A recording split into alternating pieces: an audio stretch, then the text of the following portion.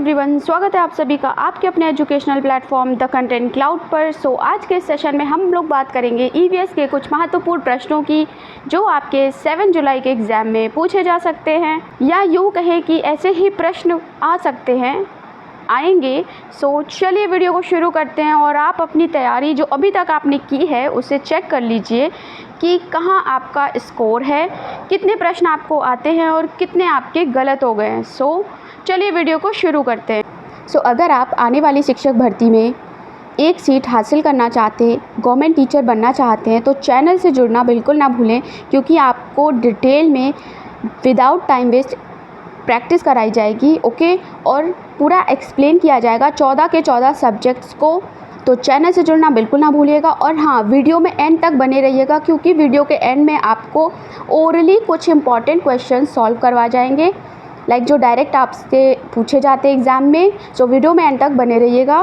Question number 1 है, video शुरू करने से पहले अगर आप चैनल पर न्यू हैं तो चैनल से जुड़ जाएं और वीडियो को शेयर करना बिल्कुल ना भूलें। ओके, प्रश्न संख्या आपकी 1 है कि आप कर्नाटक के बेलवनिका गांव के फार्मर हैं, किसान हैं। आप प्याज के बीजों को खेत में डालने के लिए किस उपकरण का प्रयोग करेंगे? आप प्याज के बीजों को खेत में डालने के लिए किस उपकरण का प्रयोग करेंगे? ऑप्शन है आपके खूंटी, कुरीगे, इलीगे या फिर हसिया। यहाँ आपका करेक्ट आंसर हो जाएगा कुरीगे। ओके, ये आपका नुकीला एक टूल होता है जो आपका हेल्प करता है फार्मिंग में। ओके, ऑप्शन नंबर 1 आपका करेक्ट आंसर हो जाएगा। Moving to the second one, आपको बताना है कि वह राज्य कौन सा है जहां तोरांग का अर्थ जंगल होता है। कौन सा आपका राज्य है? मिजोरम, झारखंड, अरुणाचल या फिर छत्तीसगढ़। तुरंग का तो हम सभी को पता है, तुरंग माने जो घोड़ा है उसका पर्यायवाची होता है, मगर तोरांग क्या होता है ये आपको पता करना है। तो ये झारखंड के जो लोग हैं वो जंगल को तोरांग कहते हैं। ओके, बढ़ते हैं अगले प्रश्न की ओर। क्वेश्चन है कि एक सांस्कृतिक उत्सव में, एक कल्चरल फेस्टिवल में श्रुति ने महाराष्ट्र की एक पारंपरिक साड़ी या पोशाक पहनी जिसका नाम क्या है? बनारसी, नौवारी, कलमकारी या फिर जामदानी। तो आपको महाराष्ट्र की बेसिकली पोशाक साड़ी कौन सी वहाँ पहनी जाती है उसका नाम बताना है। करेक्ट आंसर हो जाएगा नौवारी। ओके, सेकंड ऑप्शन आपका करेक्ट आंसर हो जाएगा। अगला है क्वेश्चन नंबर 4, उपरोक्त जानवरों में से कौन सा प्रतिध्वनि स्थान का प्रयोग करता है? चमगादड़, उल्लू, डॉल्फिन या फिर व्हेल। आपको बताना है इनमें से कौन सा जो है प्रतिध्वनि यूज़ करता है। करेक्ट आंसर आपका हो जाएगा 4th वाला। ओके, चमगादड़, डॉल्फिन और व्हेल। राइट, बढ़ते हैं अगले प्रश्न की ओर। क्वेश्चन नंबर 5 है, निम्नलिखित में से कौन सी तकनीक ईवीएस के व्यवहारिक भाग के लिए पूरक परीक्षण हो सकती है? कौन सी तकनीक? लिखित तकनीक, मौखिक तकनीक, प्रदर्शन या फिर इनमें से कोई नहीं। यहाँ आपका जो करेक्ट आंसर हो जाएगा, आपको बताना है कि क्या होगा।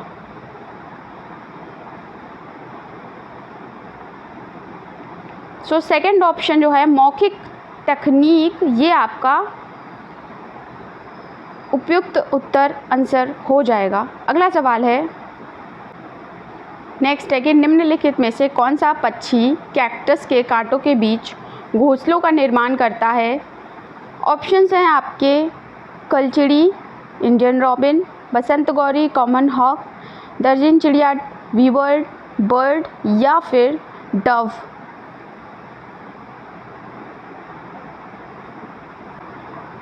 डिस्कस कर लेते हैं वो कुछ इम्पॉर्टेंट पक्षी जिनका आपसे प्रश्न पूछा जा सकता है। ओके, सबसे पहले बात करते हैं हम लोग रॉबिन की। तो इंडियन रॉबिन है जो वो अपना घोंसला नरम टहनियों पर ऊन और बाल वगैरह रुई से इकट्ठा करके ज़मीन स्तर पर पेड़ के निचली शाखाओं पर बनाती है घोंसला अपना। ओके, नेक्स्ट हम लोग बात करते हैं सनबर्ड की, सूर्य पक्षी। ओके, तो जो सूर्य पक्षी है वो एक छोटे पेड़ पर से लटकता हुआ एक घोंसला अपना बनाता है। ठीक है, एक छोटे पेड़ पर उनकी शाखाओं पे लटकता हुआ बनाता है घोंसला। ओके, बात करें अगर टेलर बर्ड की यानी दर्जन चिड़िया की, ये जो हैं एक पेड़ पर 2 पत्तियों को एक साथ सिलाई करके अपना घोंसला बनाने के लिए चोंच का उपयोग करती हैं। ओके, नेक्स्ट है आपके पास बारबेट पक्षी। आपसे पूछा जाता है बारबेट पक्षी। तो जो बारबेट पक्षी है वो एक पेड़ के तने में छेद करके अपना घोंसला बनाता है। ओके, इसे कॉपरस्मिथ पक्षी भी कहते हैं। नेक्स्ट हम लोग बात करते हैं गौरैया और कबूतर की। तो ये जो पक्षी होते हैं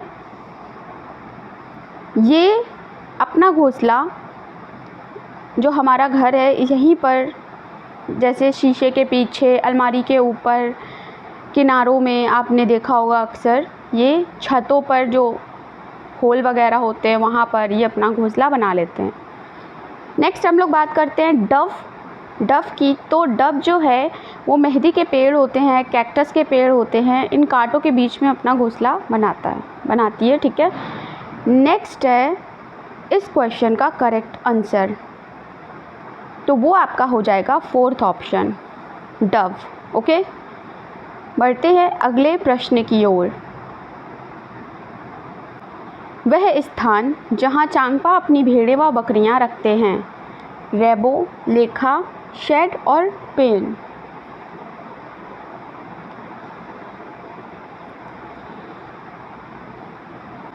सो यहाँ करेक्ट आंसर हो जाएगा आपका लेखा। ओके, अगला सवाल है, सो थोड़ा डिस्कस कर लेते हैं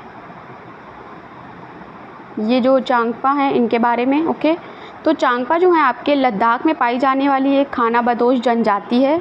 ठीक है, चांगपा जनजाति में लगभग 5000 अप्रॉक्स लोग रहते हैं और इनका जो काम होता है वे इन बकरियों के माध्यम से पश्मीना शॉल बनाते हैं।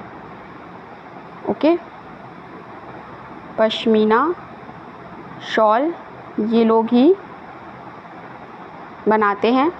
और चांगपा जो जनजाति है वो चांगहाट भाषा बोलते हैं, जो आपके तिब्बत में बोली जाती है, तिब्बती भाषा है। कौन सी? चांगहाट। ओके,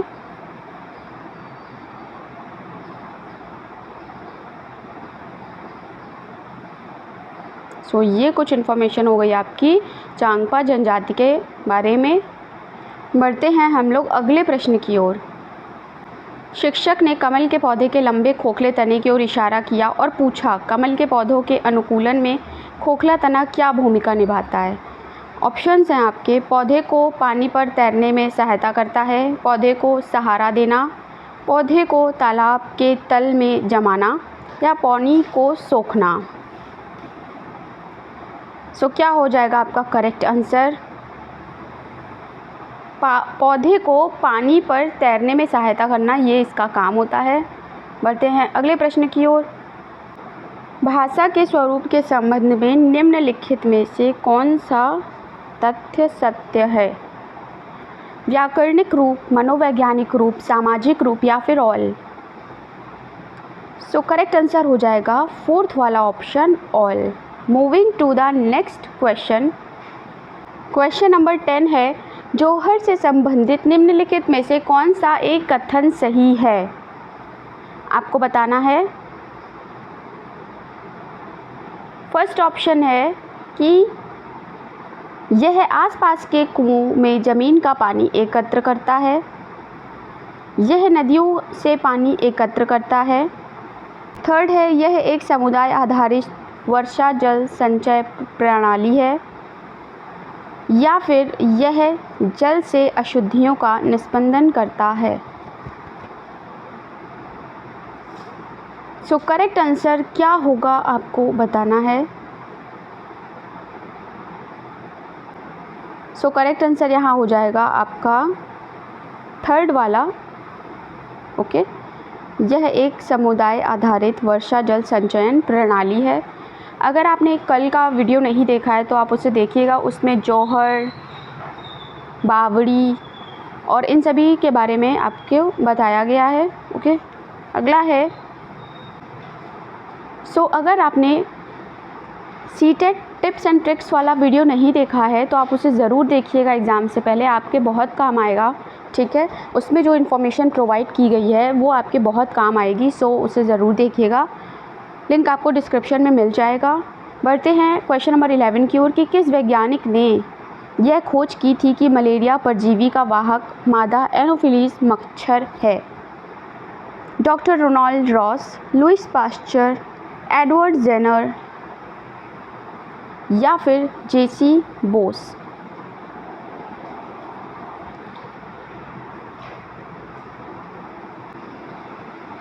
यहाँ आपका क्या करेक्ट आंसर होगा आपको बताना है। बात करें ऑप्शन नंबर 3 की, डॉक्टर एडवर्ड जेनर, तो इन्होंने आपका वर्ल्ड का फर्स्ट सक्सेसफुल वैक्सीन क्रिएट किया था।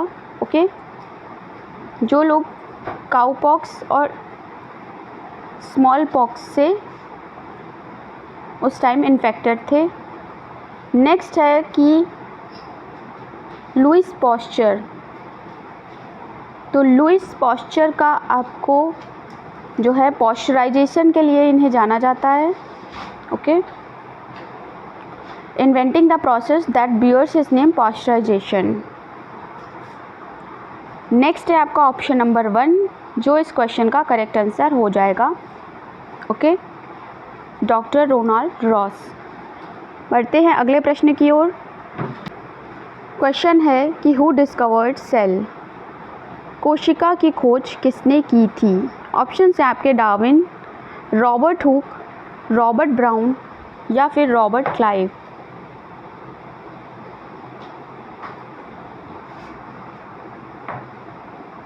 आपको बताना है कि कोशिका की खोज किसने की थी।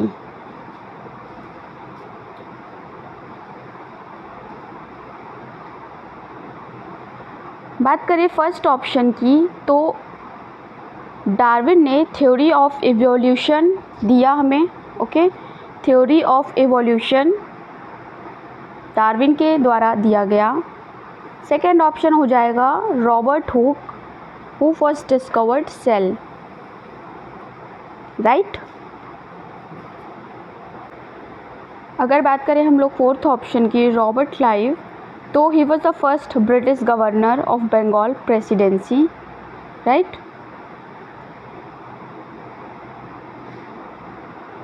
बढ़ते हैं अगले प्रश्न की ओर।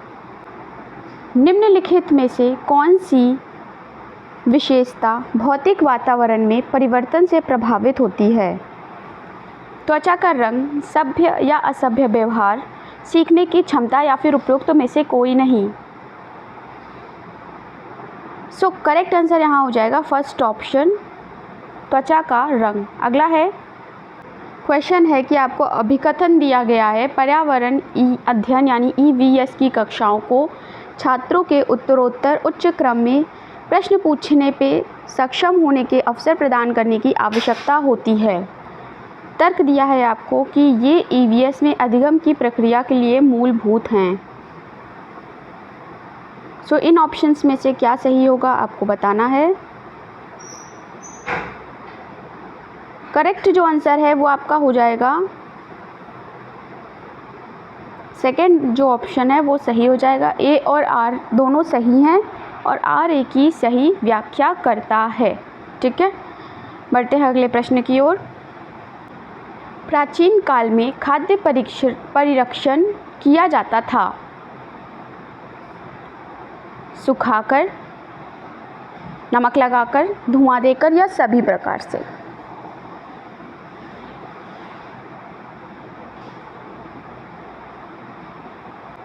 करेक्ट आंसर यहाँ आपका हो जाएगा फोर्थ वाला ऑप्शन, सभी। बढ़ते हैं अगले प्रश्न की ओर। 16 नंबर है कि निम्नलिखित में से कौन सा EVS के विषय परिवार और मित्र का उप विषय है? कार्य तथा खेल, भोजन, आश्रय, जल।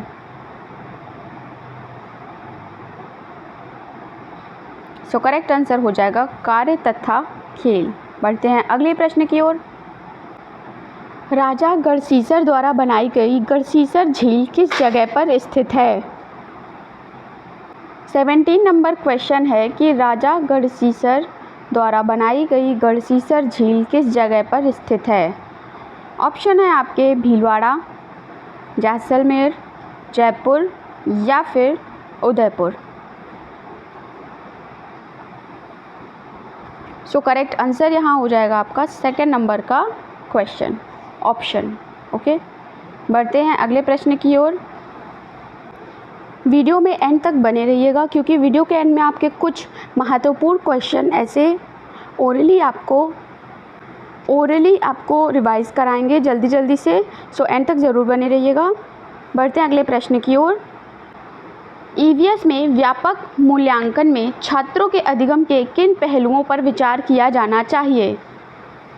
केवल लिखित परीक्षा में उनके प्रदर्शन पर, पर्यावरणीय अवधारणाओं की समझ, व्यवहारिक कौशल या फिर आपका वास्तविक जीवन स्थितियों में ज्ञान का अनुप्रयोग, या आपका केवल परिभाषाओं और सिद्धांतों को सुनाने की उनकी क्षमता, या फोर्थ ऑप्शन ईवीएस से असंबंधित पाठ्येतर गतिविधियों में उनका प्रदर्शन।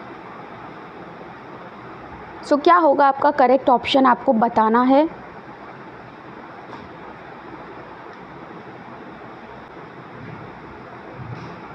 ओके, सो करेक्ट आंसर हो जाएगा यहाँ पे सेकंड वाला ऑप्शन। ओके, बढ़ते हैं अगले प्रश्न की ओर। क्वेश्चन नंबर 19 है, मुग्धा कुछ दिन विजयवाड़ा में बिताती है। उसने राज्य का एक पारंपरिक नृत्य देखा लेकिन अब उन्हें उस नृत्य का नाम नहीं याद आ रहा है। कौन सा नृत्य है आंध्र प्रदेश का, आपको बताना है। ऑप्शन है आपके कथक, कथकली, ओडिसी या फिर कुचिपुड़ी। सो करेक्ट आंसर हो जाएगा फोर्थ वाला ऑप्शन, कुचिपुड़ी। बढ़ते हैं अगले प्रश्न की ओर। क्वेश्चन है कि कुछ कीड़ों के लिए कथन सही है, आपको बताना है। आपको 3 कथन दिए गए हैं कि मच्छर आपको आपके शरीर की गंध से नहीं ढूंढ सकते, वे आपको आपके पैरों के तलवों की गंध और आपका शरीर की गर्मी से भी ढूंढते हैं, रेशम कीट अपनी गंध से कई किलोमीटर दूर अपनी मादा कीड़ा ढूंढ सकता है, silk worm.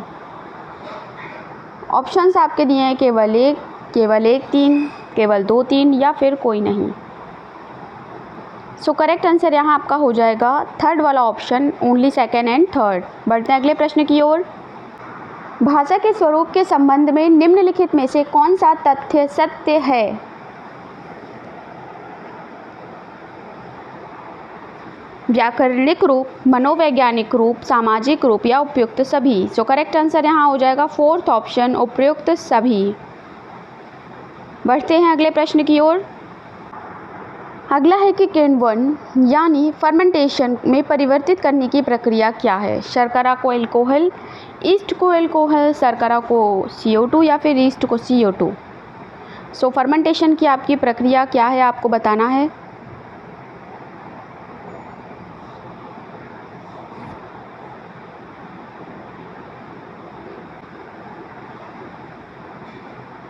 So first option आपका यहाँ पर करेक्ट आंसर हो जाएगा। बढ़ते हैं अगले प्रश्न की ओर।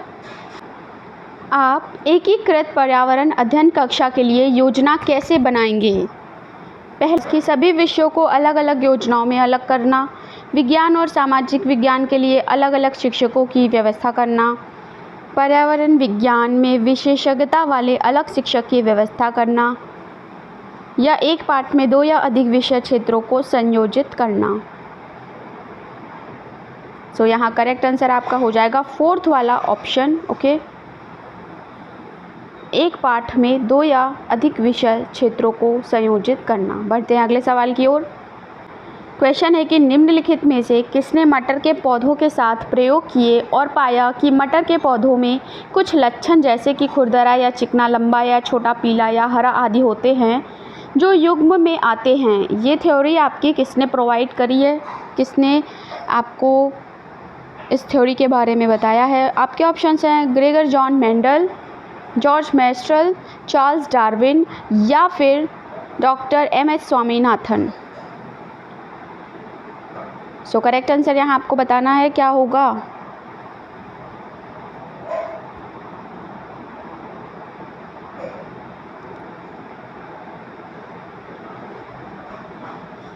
करेक्ट आंसर यहाँ हो जाएगा फर्स्ट ऑप्शन। ओके, अगला सवाल है, निम्नलिखित में से कौन कच्चे तेल पेट्रोलियम का उत्पादन करता है? असम और उड़ीसा, गुजरात और तमिलनाडु, बिहार और बॉम्बे हाई, या फिर बॉम्बे हाई और पश्चिम बंगाल। कच्चे तेल का उत्पादन, करेक्ट आंसर हो जाएगा सेकेंड ऑप्शन, गुजरात और तमिलनाडु। अगला सवाल है, पर्यावरण अध्ययन में मानचित्रण कौशल क्या विकसित करने में मदद करते हैं? पूर्व अनुमान और गणना करने के कौशल, कला परिदृश्य का कौशल, स्थानों की सापेक्ष स्थिति की समझ, या रिकॉर्डिंग कौशल। सो करेक्ट आंसर यहाँ थर्ड ऑप्शन आपका हो जाएगा। नेक्स्ट है, आलू के संबंध में निम्नलिखित में से कौन सा सत्य नहीं है?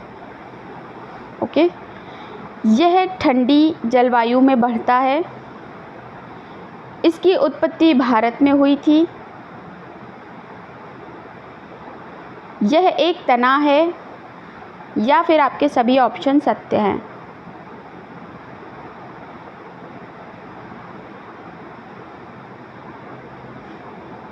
क्या होगा करेक्ट ऑप्शन आपको बताना है।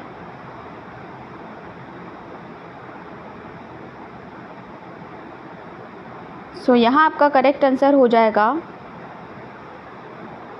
सेकेंड ऑप्शन, इसकी उत्पत्ति भारत में नहीं हुई। ओके, सेकेंड ऑप्शन आपका करेक्ट आंसर है, क्योंकि आलू की उत्पत्ति जो है वो दक्षिण अमेरिका को माना जाता है, लेकिन भारतवर्ष में सर्वप्रथम जो आलू है वो 17वीं सेंचुरी में यूरोप से आया था। तो ये आपको इन्फॉर्मेशन थी एक्स्ट्रा। बढ़ते हैं अगले प्रश्न की ओर। मांसाहारी पौधों को कीड़ों की आवश्यकता होती है स्वयं को अन्य पौधों से बचाने के लिए, अपनी नाइट्रोजन आवश्यकताओं को पूरा करने के लिए, प्रकाश संश्लेषण की प्रक्रिया में इनका उपयोग करने के लिए, या फिर सहजीवन के लिए। तो कीड़ों की आवश्यकता होती है, जैसे पिचर प्लांट हो गया आपका। ओके, ऐसे कुछ प्लांट्स होते हैं जो कीड़ों को अपना आहार बनाते हैं, क्योंकि उन्हें अपनी नाइट्रोजन आवश्यकताओं को पूरा करना होता है। Second option is the correct answer. कुछ आपके जो मांसाहारी पौधे या हम कहें इंसेक्टिवोरस प्लांट्स हैं, उनके एग्जाम्पल हैं like pitcher plant, Venus fly trap, cobra lily, butterwort, monkey cup. Okay, so ये कुछ एग्जाम्पल हो गए। बढ़ते अगले सवाल की ओर। क्वेश्चन नंबर 29, कौन सी बुरी आदत है?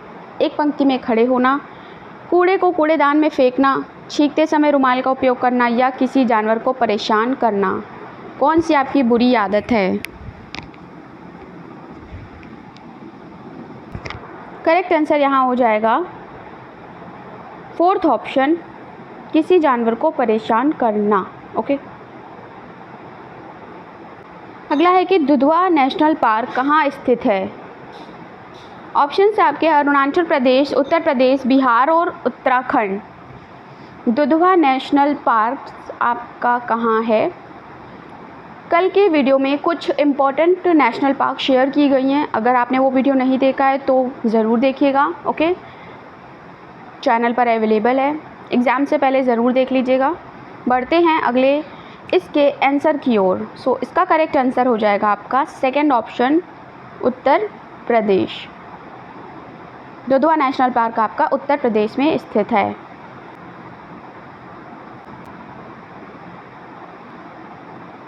यहाँ पे हमारे फिनिश होते हैं ईवीएस के ये इम्पॉर्टेंट 30 क्वेश्चंस। तो अब हम लोग कुछ ओरली अपने क्वेश्चंस डिस्कस कर लेते हैं जो आपके एग्ज़ाम में डायरेक्ट पूछे जाते हैं। ओके, जैसे ताजे पानी की सबसे बड़ी झील कौन सी है? ओके, राष्ट्रीय प्रवाल भित्ति अनुसंधान केंद्र कहाँ पर स्थित है? सो इस प्रकार के प्रश्न अभी हम लोग यहाँ देख लेते हैं। सो प्रश्न पहला है कि ताजे पानी की सबसे बड़ी झील आपसे पूछी जाती है, तो वो है आपकी लोकटक झील। ओके, ये आपके मणिपुर में है। नेक्स्ट क्वेश्चन है आपका कि राष्ट्रीय प्रवाल भित्ति अनुसंधान केंद्र कहाँ स्थित है? तो ये है आपका पोर्ट ब्लेयर। ध्यान से सुनिएगा आप, और चाहे तो एक जगह नोट कर लीजिएगा। ओके, आपका जो राष्ट्रीय प्रवाल भित्ति अनुसंधान केंद्र है वो आपका पोर्ट ब्लेयर में स्थित है। बात करें अगले प्रश्न की कि भारत में पर्यावरण संरक्षण अधिनियम कब आया? तो वो आया था आपका 1986 में। ओके, ये ऐसे प्रश्न हैं जो आपसे डायरेक्ट पूछे जाते हैं, तो आप जल्दी से इसका रिवीजन कर लीजिए। नेक्स्ट है भारत में जैव विविधता अधिनियम कब आया? तो वो आया आपका 2002 में। ओके, भारत में जैव विविधता अधिनियम 2002 में आया। नेक्स्ट अगर बात करें कि रेड डेटा बुक में जो संकटापन्न जीवों को किस रंग से प्रदर्शित किया जाता है, जो आपके संकट में जीव होते हैं उन्हें किस रंग से प्रदर्शित किया जाता है रेड डाटा बुक में? सो ये आपका हो जाएगा पिंक कलर में। Okay, pink colour, right. ऐसी आपकी कौन सी नेशनल पार्क है जो बायोडाइवर्सिटी को बढ़ावा देती है? वेरी इंपॉर्टेंट क्वेश्चन है ये। ऐसी नेशनल पार्क जो बायोडाइवर्सिटी को बढ़ावा देती है कौन सी है? सो ये आपकी हो जाएगी केबुल लामजाओ।